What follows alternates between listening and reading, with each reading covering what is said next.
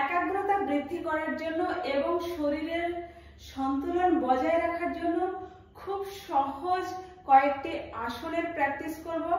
আমি দেখুন খুব সহজভাবে আপনাদের আসনগুলি দেখানোর চেষ্টা করি বা বোঝানোর চেষ্টা করি যাতে আপনারা করতে পারেন। আপনাদের করানোর জন্যই আমার এই ভিডিওগুলো বানানো। এবার এই যে আসনগুলোর মাধ্যমে আপনার শরীরের সন্তুলন বজায় রাখবেন। যদি এই সন্তুলন বজায় না থাকে তাহলে আমরা কোনো কারণে ব্যালেন্স হারিয়ে যখন পড়ে যাই তখন আমাদের আঘাত লাগার সম্ভাবনা এবং হাড় ভেঙে যাওয়ার সম্ভাবনা বেড়ে যায়। সেই জন্য এই আসনগুলির মাধ্যমে একাগ্রতা বৃদ্ধি করুন এবং শরীরের সন্তুলনকে বজায় রাখুন। খুব সহজ আসনের প্র্যাকটিস করব। সবার প্রথম আসনটি রয়েছে পায়ের মধ্যে একটু দূরত্ব করে দেব, পুরো শরীরের বরাবর দুটো পা রেখে দেব, দুটো হাত লক করে নিয়ে মাথার উপরে রেখে শ্বাস নিতে নিতে কি করব, পুরো হাত এভাবে সোজা করে দেব, সঙ্গে কি করব গোড়ালিয়ে উঠিয়ে দেব, পুরো আঙুলের উপরে ভর দিয়ে একদম সোজা হয়ে দৃষ্টি সামনে এইভাবে কয়েক সেকেন্ড এখানে হোল্ড করবেন। আবার শ্বাস ছাড়তে ছাড়তে নামিয়ে দেব। এইভাবে প্রতিটা আসন 4 থেকে 5 বার করে অভ্যাস করে নেবেন। এবার দ্বিতীয় আসনটি দেখাবো, বৃক্ষাসন। বৃক্ষাসন কিভাবে করছি, প্রথমে একটা পায়ের উপরে ভর দেব এবং ব্যালেন্স করব, তারপর আরেকটা পা ভাঁজ করে আমাদের যে গোড়ালি রয়েছে গোড়ালি পুরো আমাদের গুহ্যদ্বারের কাছে নিয়ে আসবো এবং পায়ের পাতা পুরো থাইয়ের সঙ্গে লাগিয়ে দেব। ধীরে ধীরে দুটো হাত শ্বাস নিতে নিতে উপরে তুলব। এখানেও একই কাজ, দৃষ্টির সামনে, পুরো শরীরকে উপর দিকে টানবো, পেট ভিতরে এবং এই যে পা রয়েছে পা পুরো সোজা থাকবে, একই সরল রেখায় থাকবে। ঠিক এইভাবে কিছু সময় হোল্ড করবেন।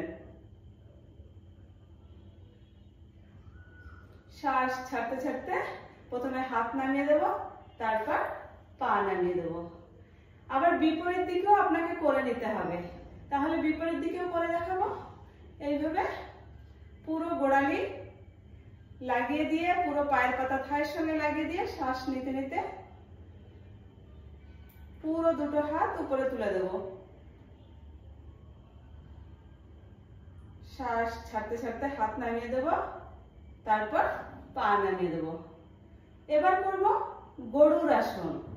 গরুর আসন করার জন্য কি করে করব, প্রথমে একটা পা একটু ভাঁজ করব, আর একটা পা কি করব পায়ের ভিতর দিয়ে ফাঁসিয়ে দেব, আর হাতের ভিতর দিয়ে হাত ফাঁসিয়ে দেব, দিয়ে পুরো মেরুদণ্ড সোজা রাখার চেষ্টা করব। কিছু সময় এই অবস্থায় থাকব। প্রথমে হাতের লক খুলে দেব, এবার পায়ের লক খুলে দেব। এতে আমাদের হাতে পায়ের যে বিকৃতি রয়েছে সেই বিকৃতিগুলি দূর করা যায়।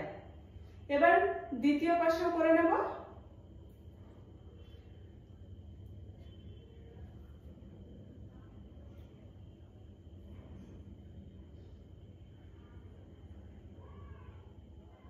প্রথমে হাতের লক খুলে নেব, এবার পায়ের লক খুলে দেব। এইভাবে দুপাশেই করে নেবেন। এক পাশে করে আপনারা ছেড়ে দেবেন না, দুপাশে করে সেটাকে ব্যালেন্স করবেন। এবার রয়েছে প্রসারিত পদাসনা। কি করে করবো দেখুন,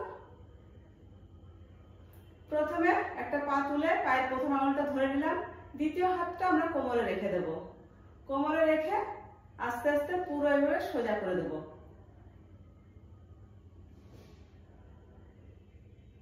শ্বাস ছাড়তে ছাড়তে কাছে নিয়ে আসবো, তারপর পা নামিয়ে দেব।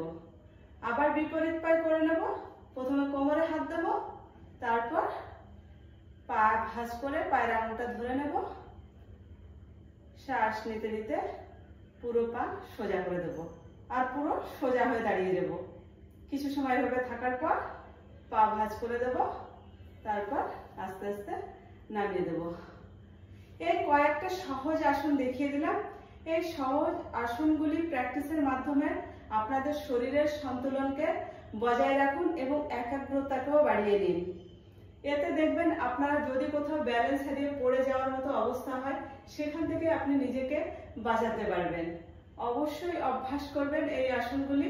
প্রতিটা আসন মোটামুটি 4 থেকে 5 বার করে করবেন। কিছুদিন পর দেখবেন আপনারা চমৎকার রেজাল্ট পেয়ে যাবেন। সবাই ভালো থাকবেন, সুস্থ থাকবেন। ধন্যবাদ।